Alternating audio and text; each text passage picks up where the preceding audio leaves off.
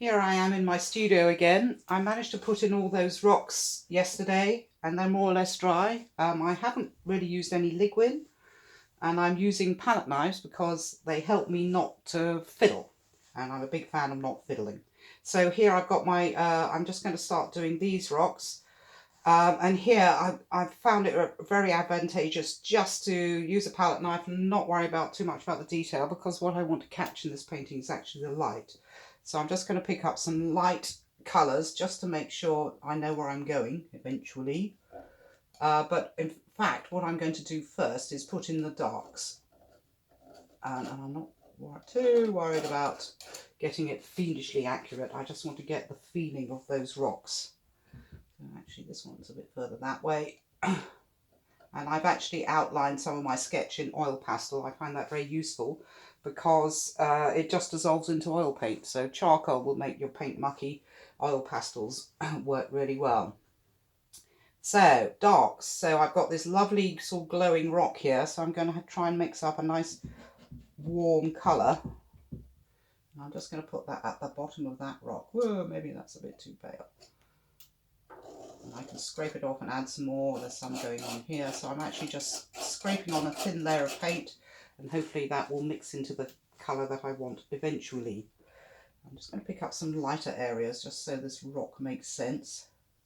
It's down here, and then this kind of teeters away into nothing. So I'm just going to build up this paint. So I'm just going to mix up this cool brown and come down here. Catch the edge of that shadow. It's quite useful to put the darks on first, because if you don't, you end up with you can never find those darks again. So I really want to put those darks on. I've got this crevice between this rock, so I've got really quite a dark colour here, a mixture of brown and chromatic black and Payne's grey. So that's going to be my dark, and then you can kind of mush around into it and add some more darks here where the shadows are. So I want those darks to be really dark, and then hopefully when I come to add the lighter colours on top, I can kind of mush them around. Ooh, look, there's something happening down here. I'm not going to be too hidebound by the photograph because with a palette knife it's a very blunt instrument and it's quite hard to get details. So I'm hoping that this will work. And then if it hasn't worked, which I think that needs to be a bit further over that way, you can just go in and scrape off what you've put, and hopefully any layer of paint will sit on top. So I'm just going to pick up a kind of warm brown colour. So I'm going to mix a little bit of burnt sienna into that dark I mixed and catch that nice crevice here. And hopefully start building up that rock. See, and I do like palette knife painting because that means I can't fiddle, and I would have the tendency to fiddle an awful lot unless I stop myself. So here we're going up here, catch that nice warmth which has now disappeared. And it's sort of going like that. You can just spread it out, and I'm going to mix it pretty much on the canvas. I want a bit of more burnt sienna in there. I'm going to build it up.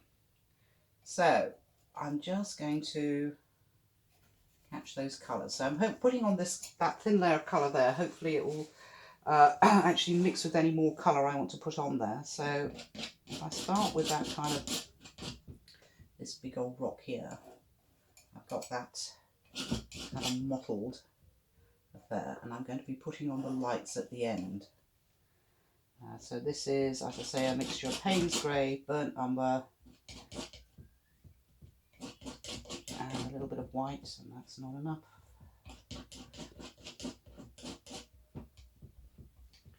So here we go. So I've got this nice craggy bit here.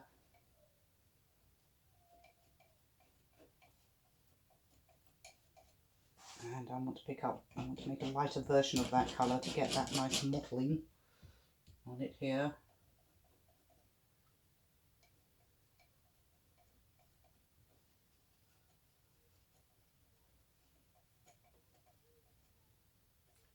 And down here. And you can actually get quite a lot of texture in using this technique. Again, I'm going to go a shade lighter again to catch a little bit of mottling over here. And it's got a light edge just there. That's maybe grey. Just going to catch these things.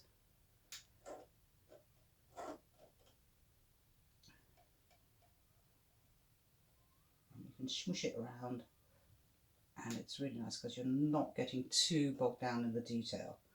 And I've got quite a lot of light rock there. Oh, look, a rock. And so what happens is you get so involved with the photograph that you're thinking, I must put that dimple in. But in fact, when you sit back and look at that, that looks pretty much like a rock to me. It's quite a quick method of painting this. So I'm just going to go on here and try and catch those. I can always use a brush to smooth out any bits that I've missed.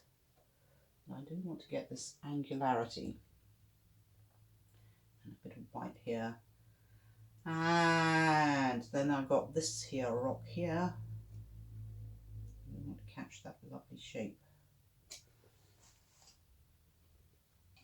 Actually, I want a bit of dark down here.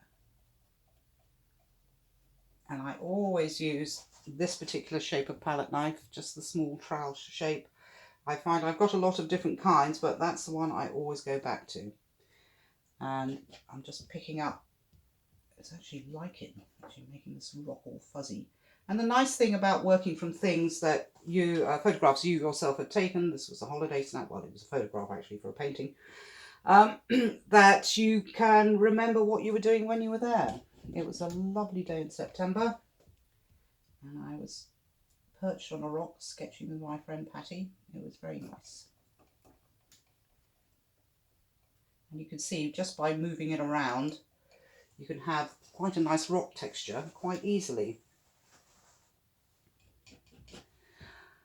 I'm going to stop this soon, but it gives you an idea how to work. And I do recommend palette knife